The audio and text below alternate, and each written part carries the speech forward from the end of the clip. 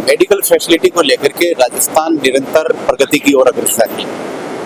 राजस्थान का ये डीडोना कुचामन जिला, जहाँ हाल ही में सीकेएस जयपुर की एक शाखा रेमान गेट जो 70 है, इस पर स्थापित की गई है। बड़ी शानदार इमारत के अंदर ये अस्पताल जो है स्थापित हुआ है और आज खुद देश के जाने माने हृदय रोग विशेषज्ञ डॉक्टर शिवानी खुद एक कैंप में या डीडोना पधारे हैं। अस्पताल के अंदर देश के सुप्रसिद्ध हृदय रोग विशेषज्ञ डॉक्टर चांदवानी खुद एक दिवसीय शिविर के अंदर आज पधारे।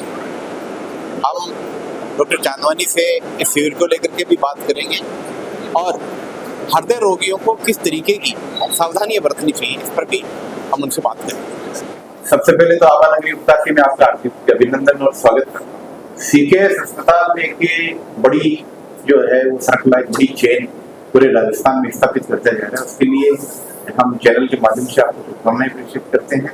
आप हृदय रोग के जाने माने विशेषज्ञ हैं, पूरे प्रदेश में आपका नाम है, देश में आपका नाम है।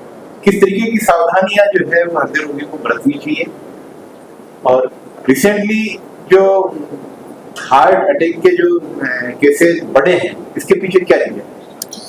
सबसे पहले तो नमस्कार, मेरे डीडोना वासियों को दिल से नमस्कार है। सबसे पहले तो मैं बताऊंगा कि हमने जो डीडोना हॉस्पिटल खोला है उसको हम एकदम हाईएस्ट लेवल पे ले जाने का प्रयास कर रहे हैं और आने वाले सालों में देखेंगे कि डीडोना सीकेएस हॉस्पिटल डीडोना सबसे बेहतरीन हॉस्पिटल होगा।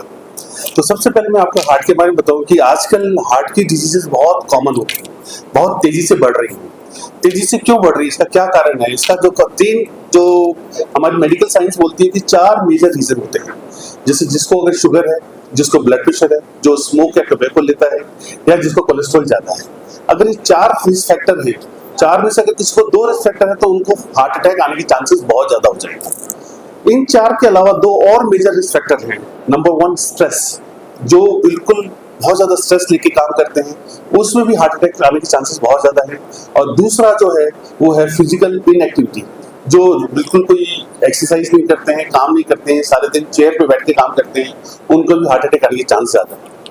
तीसरा जो सबसे इंपॉर्टेंट चीज बताना चाहूंगा, कोरोना के बाद सडनली इसके चांसेस, इसके इंसिडेंट्स बढ़ गए और ये इंसिडेंट्स खाली हायर एज ग्रुप में नहीं, लोअर एज ग्रुप में भी होने लगे। इवन 30 साल, 25 साल, 35 साल के बच्चों में भी हार्ट अटैक आ रहे हैं।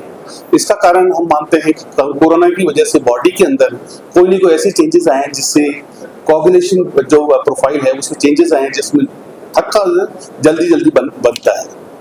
पर अभी भी ये मेडिकल साइंस से ने प्रूव नहीं किया कि यही एक रीजन है। पर देयर आर मल्टीपल रीजंस। अगर किसी को छाती में दर्द होता है, अगर किसी को कोई है कि मैं थोड़ा पैदल चलता हूँ, मेरे को छाती में दर्द होता है, या मेरे को सांस लगता है, या मेरे को चक्कर आते हैं, बेहोशी आती है, या मेरे दिल की धड़कन बढ़ जाती है, तो उसे हार्ट की बीमारी समझ के एक आसपास किसी भी डॉक्टर को जरूर चेकअप करा लेना चाहिए। तो अगर आप चाहते हैं कि मैं हार्ट डिजीज से बचूं, तो सबसे पहले इंपॉर्टेंट मेरे जो सबका ये कहना होता है कि मैं एक ABCDE एक फॉर्मूला बताता हूँ जो कि हृदय रोग को प्रिवेंट करता है। तो A फॉर है avoidance of tobacco and alcohol, यानी कि जो लोग अल्कोहल टोबैको बहुत ज्यादा लेते हैं वो बिल्कुल बंद कर दें। जिनको बिल्कुल नहीं यूज कर रहे हैं तो बहुत अच्छी बात है, और जो स्मोकिंग बहुत ज्यादा कर रहे हैं वो एटलीस्ट उसको ग्रेजुअली कम करते जाए। अगर जैसे आपने स्मोकिंग को जिस दिन बंद कर दिया, उसके 2 साल बाद उसमें हार्ट अटैक के चांसेस उतने होंगे जितने कि नॉन स्मोकर्स में होंगे। तो A for avoidance of alcohol and smoking. B for blood pressure, अगर किसी का बीपी ज्यादा है तो कई लोग कहते हैं कि साहब मेरे का बीपी तो ज्यादा है पर मेरे को तो कोई सिम्टम ही नहीं है, मैं दवाई क्यों खाऊं? दवा इसलिए खाओ कि फ्यूचर में आपको हार्ट अटैक और स्ट्रोक के आने के चांसेस कम हो जाए। अगर आप बीपी एक स्लो पॉइजन है, अगर बीपी का ट्रीटमेंट नहीं करेंगे तो इनिशियली तो आपको कोई फर्क नहीं पड़ेगा, आपको कोई सिम्टम नहीं आएंगे, पर आने वाले 2 साल, 5 साल, 10 साल बाद आपको हार्ट अटैक आ जाएगा या पैरालिसिस आ जाएगा। C फॉर कोलेस्ट्रॉल, कोलेस्ट्रॉल जिनका भी ज्यादा है उनको हार्ट अटैक आने के चांसेस 2 गुना ज्यादा हो जाते हैं। तो कोलेस्ट्रॉल तो मोटा अपन को जो ज्यादा होता है वो जंक फूड भी ज्यादा होता है। आजकल खाने पीने का जो बच्चों में है, यंग ओबेसिटी बहुत ज्यादा हो रही है, जंक फूड ज्यादा खा रहे हैं, बाहर की चीजें बहुत ज्यादा खाते हैं, तो वो जो ज्यादा खाने से कोलेस्ट्रॉल बढ़ता है, उसकी वजह से हार्ट अटैक आने के चांसेस ज्यादा हो रहे हैं। तो इसलिए मेरी सबसे ये कहना है कि बेसिकली जहाँ तक हो सके आप कोलेस्ट्रॉल की चीज़ें अवॉइड करें, तली हुई चीज़ें अवॉइड करें। और मैं शॉर्ट में ये कहूँगा कि जो ईश्वर ने बनाया है वो खाओ, जो इंसान ने बनाया वो मत खाओ। इंसान ने क्या बनाया है, आपका समोसे, कचौरी, पकोड़े, आपका फास्ट फूड, ये सब अवॉइड करें। और भगवान ने जो बनाया फल, फ्रूट्स, वेजिटेबल्स, ग्रेन्स, पल्सेस, ये खूब खाएं। इससे आपके हार्ट अटैक आने के चांसेस कम हो जाएंगे आपको।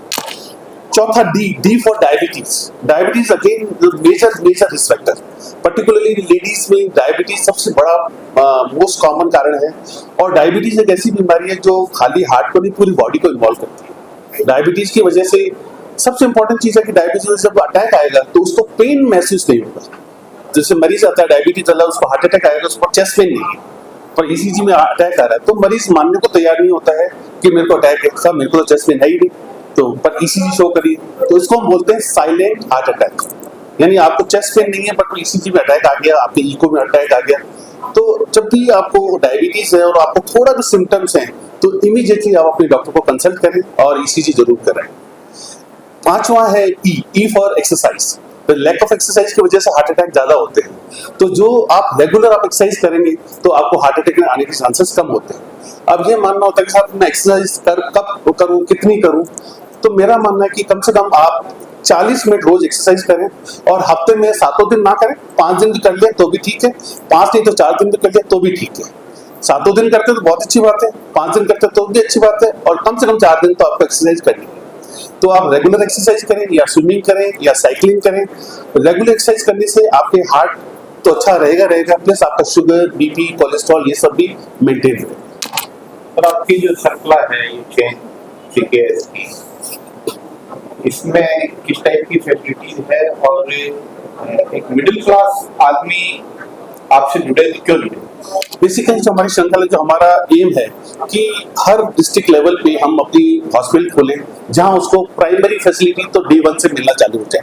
जैसे हमने सीकेएस D1 अभी चालू किया है, तो इसमें हमारे जो बेसिकली क्या है कि मेडिकल साइंस में 3 लेवल्स होते हैं ट्रीटमेंट की, primary, secondary and tertiary level. तो इनिशियली हम प्राइमरी और सेकेंडरी तो डे 1 से चालू करते हैं। मतलब उसमें प्राइमरी सेकेंडरी का मतलब होता है कि आपके पास 7 ब्रांचेस हैं, जो general medicine, general surgery, gynae, orthopaedics, paediatrics, ENT, ophtho, ये 7 ब्रांचेस जो है ये प्राइमरी और सेकेंडरी ट्रीटमेंट को कैटर करती है। तो हमारा पहला टारगेट ये है कि हम 7 ब्रांचेस को हर हॉस्पिटल में एस्टैब्लिश करें। फिर जब वो हॉस्पिटल ग्रो कर जाए थोड़ा सा, जब इसमें फैसिलिटी अच्छी आ जाए तो हम टर्शरी लेवल पे जाएं। टर्शरी लेवल का मतलब है सपोज कार्डियोलॉजी ब्रांच डेवलप हो जाए, या कैथलैब हो, एंजियोग्राफी हो, एंजियोप्लास्टी हो, आपके सर्जरीज डेवलप हो जाए, गैस्ट्रो सर्जरी डेवलप हो जाए, एंडोस्कोपी डेवलप हो जाए, यूरोलॉजी डेवलप हो जाए। तो पहला हमारा टारगेट है, जैसे इवन D1 में भी तो फर्स्ट स्टेज में एक तो हम प्राइमरी सेकेंड फैसिलिटी डेवलप करें, और इसके साथ साथ हम चाहते हैं कि मतलब बेसिकली किसी भी मरीज, जो भी मरीज है उसको कम से कम कॉस्ट पे अंडर 1 रूफ सारा ट्रीटमेंट मिल जाए। तो कम कॉस्ट के लिए हमारी फैसिलिटी, हमारी कोशिश ये रहती है कि हम सब तरह के पैनल्स, जैसे कि महायोजना है, भामस है, चिरंजीवी है, RGHS है, CGHS है, रेलवे है, ESI है, ये सारी ब्रांचेस को लेते हैं जिनमें भी कैशलेस ट्रीटमेंट मिल जाता है। पेशेंट को कोई भी प्रॉब्लम है तो वो आएगा, अपना ट्रीटमेंट कैशलेस लेके चला जाएगा। तो जुड़ने का सबसे बड़ा रीजन है कि एक तो सारी फैसिलिटीज मिल जाए, अंडर 1 रूफ मिल जाए, और सारे स्पेशलिस्ट मिल जाए, एंड प्लस सारी स्कीम्स मिल जाए। D1 शाखा के अंदर कार्डियो को लेकर के कौन सी जांचें उपलब्ध हैं? अभी D1 में अभी हमारे कार्डियो से रिलेटेड सारे ब्लड इन्वेस्टिगेशन, जिसमें blood sugar, lipid profile, troponin, I test, CPK, एक तो ब्लड टेस्ट सारे अवेलेबल है, ECG अवेलेबल, ECG, एक्सरे, और इकोकार्डियोग्राफी हमने चालू कर दिया है जो रेगुलर यहाँ हो रहा है। आज भी हमने करीब 50 इको किए हैं यहाँ पे जो रेगुलर हो रहे हैं। आने वाले टाइम में एक TMT मशीन, अगले हफ्ते एक TMT मशीन भी आ जाएगी, TMT और होल्टर। तो TMT होल्डर आते ही हमारे नॉन इन्वेजिव टेस्ट पूरे कंप्लीट हो जाएंगे D1 में। खाली एंजियोग्राफी के लिए आपको जयपुर आना पड़ेगा, बाकी हार्ट टेस्ट के लिए सारे काम D1 में हो जाएंगे। कोविड के बाद में क्रांति जो है कोविशील्ड को लेकर के, दूसरी जो कोविड वैक्सीन थी उसको लेकर के दो मत हो गए देश भर के अंदर। जो ये यूथ में जो हार्ट अटैक की जो ज्यादा संभावनाएं होती, इसको आप किस नजरिए से देखते हैं, आपका क्या मानना है? बेसिकली ये तो मैं नहीं बता पाऊंगा कि कौन सा वैक्सीन ने काम किया है, नहीं किया है, या प्रॉब्लम किया है, वेदर डिजीज की वजह से प्रॉब्लम है या वैक्सीन की वजह से, इसका तो अभी कोई प्रूवन हमारे पास कुछ प्रूफ नहीं है। पर हाँ, ये मैं जरूर कहूंगा कि कोविड के बाद सडनली हार्ट अटैक के केसेस बढ़ गए हैं। अब उसमें जो मेन रीजन जो हम रेगुलर देखते हैं, कैथ लैब रोज एंजियोग्राफी करके देखते हैं, उसमें खून का थक्का जल्दी से जल्दी ज्यादा से ज्यादा बढ़ रहा है। अब खून का थक्का ज्यादा क्यों बन रहा है? वो कोविड की वजह से बन रहा है, या वैक्सीन की वजह से बन रहा है, या लाइफस्टाइल चेंजेस की वजह से बन रहा है? अभी इसको प्रूव करना बाकी है। पर यस, अभी इन दिनों में अगर कोई 20 साल का बच्चा भी या 25 साल का बच्चा भी कोई चेस्ट पेन करता है तो उसको इग्नोर ना करें, इसको जरूर अपने नियर बाय हॉस्पिटल में किसी डॉक्टर को दिखाएं, ईसीजी कराएं और जरूरत पड़े तो रिमेनिंग नॉन इन्वेजिव टेस्ट कराएं। खाने के अंदर जो पेस्टिसाइड है लगातार जो फसलों के अंदर दिया जा रहा है, इसके क्या इफेक्ट हो सकते हैं हार्ट पेशेंट के लिए? ये एक बहुत ही अहम मुद्दा है और आने वाले टाइम में भारत में जो ये था कि भाई पहले भारत में तीसरे नंबर पे जो हार्ट अटैक के कारण जो डेथ होती है वो हार्ट अटैक है। मतलब ये माना जाता था कि इंडिया में जो डेथ हो रही है, जो third most important cause of death is heart attacks. पर जो पेस्टिसाइड हम खा रहे हैं उससे हमें हार्ट अटैक के चांसेस तो बढ़ ही रहे हैं, उसमें कोई डाउट नहीं है, पर हार्ट अटैक से भी ज्यादा कैंसर के चांसेस बढ़ रहे हैं। और मेरा ये मानना है कि आने वाले 5 साल में कैंसर इतना ज्यादा बढ़ जाएगा जो कि हार्ट अटैक से भी ज्यादा केसेस हो जाएंगे। तो पेस्टिसाइड का रोल हार्ट अटैक्स में पूर्वन है, ये तो करता ही करता है। प्लस अब हम एवरीडे वी आर सीइंग नए जो बिल्कुल 5 से 10 नए केस एवरीडे मैं देख रहा हूँ, जबकि मैं कार्डियोलॉजिस्ट हूँ, मेरा कैंसर के मरीजों से लेना देना नहीं है, फिर भी मेरे जो ओपीडी में मैं रोज की 100 ओपीडी के पेशेंट देखता हूँ उसमें 5 से 10 नए पेशेंट निकलते हैं जिनको की कैंसर होता है। तो हार्ट अटैक से भी ज्यादा कैंसर की बीमारियां पेस्टिसाइड से बढ़ रही हैं। Thank you so much. Thank you. नमस्कार।